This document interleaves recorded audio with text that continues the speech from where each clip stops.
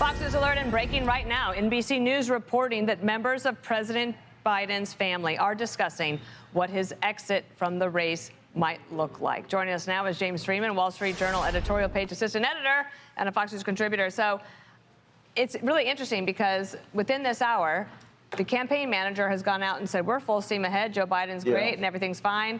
And then you have this NBC reporting, which I believe to be true. It's like, if this is happening and he's leaving the race, what does it look like? How do we help him do that? Yeah, it is a big if. I guess I'm among the skeptics that he's about to quit. Maybe I'll be proven wrong here, but these are still his delegates at the convention. Then that is the question, and I think that's part of what the Biden family, I assume, is saying as they resist, which is you look at the real clear average. Biden loses to Trump by 3. Kamala Harris loses by 2. So it's not a huge difference.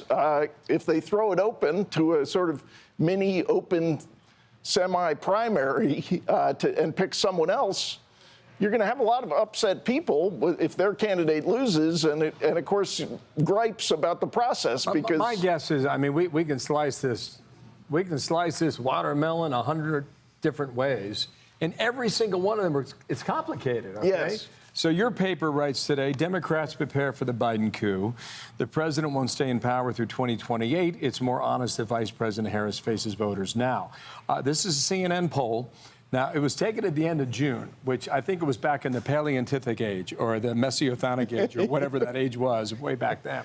Okay, so Trump was at 49, Biden was at 43, Trump was at 47, Harris was at 45, which goes to the numbers that you just mentioned. But I got to tell you, I mean, we walked into Milwaukee on Saturday. We had all the news out of Butler, PA. Carl comes on the air on Sunday and says, you can take all those polls and chuck them out the window because they don't matter right now.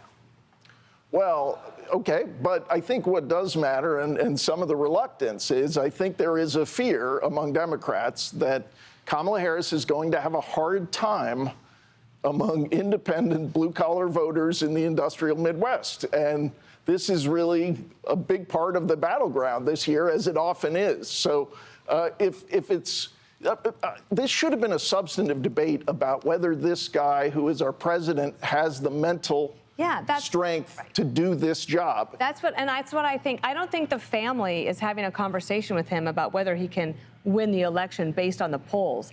I think that they're looking at this and saying, we have our grandfather, father, husband, brother, obviously in decline and unable to do this job for another 4 years. And can they actually ask their voters, give us your money, give us your vote, give us your time for somebody they know can't actually do the job? But this is an issue. Obviously, we've been talking about it for years.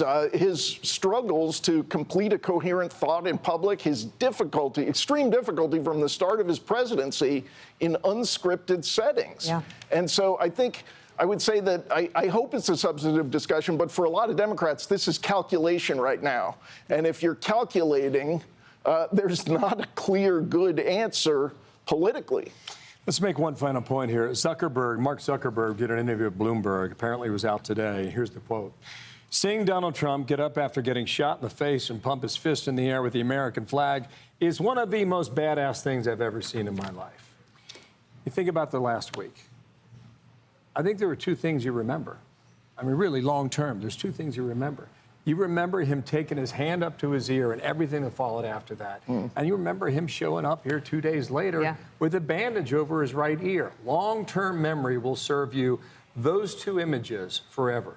Everything else, maybe even the speech last night, people criticized it because it was low energy or went too long. I don't think any of that is remembered. I think the Hulk will be remembered. Okay. Oh, yes. And it was nice. I contend for history, that image there with the bandage on his right ear, and you juxtapose that with the shots ringing out in that field in Pennsylvania, is what America takes away from this past week. Yeah, and the reaction of Mr. Trump, the reaction of the crowd that he spoke about, and I would add, last night, we've been talking all week about the failure of the Secret Service. There's no other way to look at it. We can discuss exactly how it happened, but this is a massive failure. And yet, what did he do? He was nothing but grateful for the agents that were there. There was no recrimination. So at the moment, he had the composure to do what he did last weekend. And now, looking back, it was a very forgiving. And it's one of the things that, because he will have Secret Service protection for the rest of his life, whether he wins or not, it's that presidents have to have that trust with the Secret Service. So criticizing them is not in their instincts. You could criticize the leadership possibly, but not the individual agents. Thank you, James. Nice Thanks, to have guys. you. Great to see Back you. in New York. Yeah, good to be You got a here. massive technical glitch. Good luck getting home, okay? Oh, yeah. Well, All right, there's it's that. affecting airports all over the world. We're going to get on that story next. I'm Steve Ducey. I'm Brian Kilmeade. And I'm Ainsley Earhart. And click here to subscribe to the Fox News YouTube page to catch our hottest interviews and most compelling analysis.